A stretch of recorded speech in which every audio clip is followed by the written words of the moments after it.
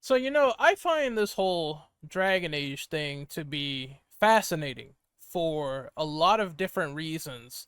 Number one is because it seems like people have kind of spilled over into Digital Foundry's comment section where they praise the game for being technologically sound when that is supposed to be Digital Foundry's job of covering games with terrible or good PC optimization by covering if it has like the Nouveau DRM, what platforms is on, the console side, the frame rates, any sort of resolution drops or, rising or anything of that nature. Digital Foundry, the channel that mostly covers the performance problems and the technological aspects of how a port runs on console or PC. It is apparently a ton of people coming over to a well-crafted video, and because they are so upset with Dragon Age Veilguard, a game that a lot of people that are upset by have not played, they are dislike bombing this video just because Digital Foundry decided to say the game is technologically sound on performance. And it begs the question, what has happened? What is wrong with a lot of people nowadays involved in gaming discourse? You can't say that a port is great anymore? You can't do that? I thought at bare minimum, a game having a good port on PC was something to be praised, considering that a lot of PC ports recently that have come out have been absolute dog shit, right? It should be an industry standard to make a great PC port, but no, you get Callisto Protocol not working day one on PC. I love Naughty Dog, but The Last of Us Part 1 on PC, worth the criticism. Did not work day one. If we go to an older situation where it was a lot of issues with bugs and things of that nature, Cyberpunk 2077, the game that needed time to cook in the oven a little bit more because launch day was a fiasco for some people. Yet, this game is coming out with what I see to not have a whole lot, if any, technical issues. And you could talk about the technical issues being positive. If they are positive, people are saying that that is worth the praise. They have no de novo, which fucks up the frame rate. And I know people complained about that for RE Village when Capcom put it in there. Why are you people over here dislike bombing? This is what I would call an unjustified dislike bombing and review bombing. I get review bombing something that is bad at launch in terms of the port. I don't get people doing this on a Digital Foundry video where they're talking about the performance alone. It runs fine. They've played the game, and people who haven't played the game are telling them this, that, and the third. You people on the internet never cease to be entertaining with the way you sort of react to everything. It is quite funny. It is hilarious. This is why, people aren't laughing with you. They're laughing at you now.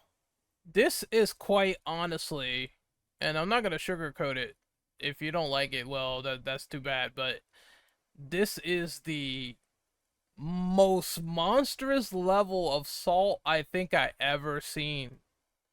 And that goes without saying something like, holy shit. A fake review bought by EA disguised as a non-review in order to advertise the game with a positive clickbait title. It's a bad game and not worth playing regardless of performance. It's their job to talk about the performance, you dumb motherfucker. Oh my god!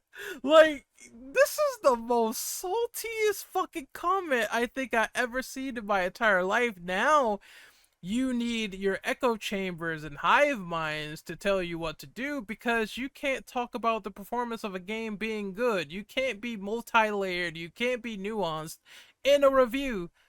There could be nothing that could have any sort of positive merits whatsoever. Every game that comes out that you don't like, it has to be a 0 out of 10. 0, 0, 0, 0, 0. Which, to that effect, I always say, when people say a game is supposed to be a 0 out of 10, okay, I guess that means, in my opinion, it has fatal bugs. It doesn't work out the gate, it doesn't work out launch. That's a 0 out of 10. Like, no positive redeeming merits in any category whatsoever. It is a technological failure on every single cylinder, right?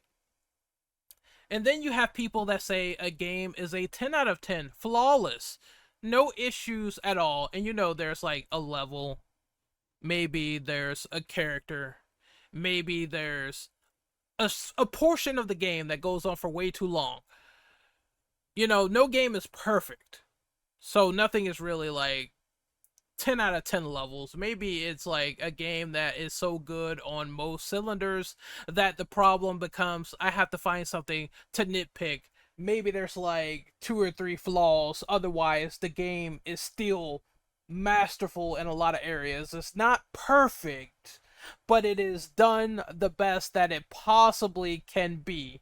And I can find these 3 flaws, but it's a 10 out of 10. That's what a 10 out of 10 is, in my honest opinion. It's not a perfect, flawless game, though.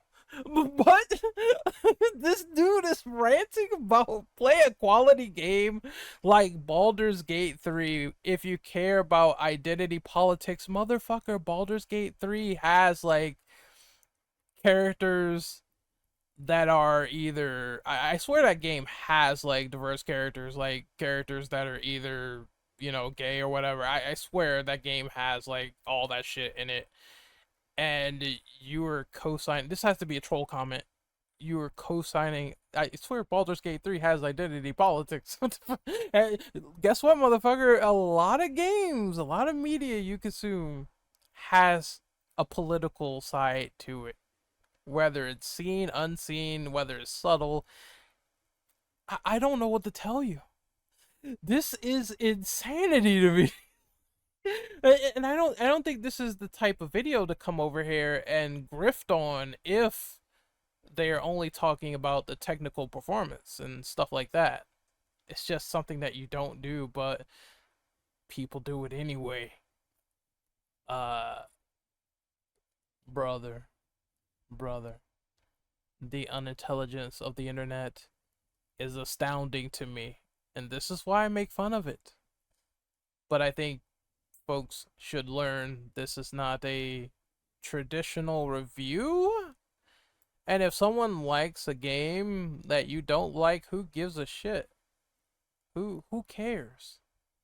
Who get if you let that hurt you to the point where you can't find anything egregious in the review or counterpoint it, then you are just upset for no reason. And that goes double true if you are dislike bombing a review based on the technical performance alone. And some of you people have not played this game on PC. So I'm going to say this. No de novo? Good. No DRM? Good. Releasing on Steam and not the stupid EA launcher, because I know that exists. I had it on my PC before just to play. I think it was Dead Space 2. I was so fucking pissed I had to buy another copy because the multiplayer only worked on, I think, another platform. I'm not sure, but I know I had to get Dead Space 2 like twice. It doesn't have that. You don't need any launcher for that outside of Steam. So you don't have to use the EA launcher. That's good.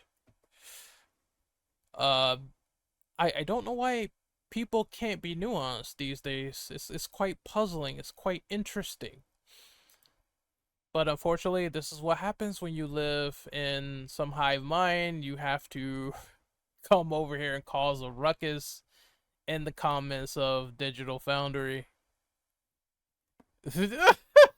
Just some of this shit is so funny, man. But it's okay. It's going to be alright. You're going to be fine. Just take a chill pill and you're going to be okay. Maybe. My name is Renegade Operative. I am signing out. Hopefully you people, look, I love you.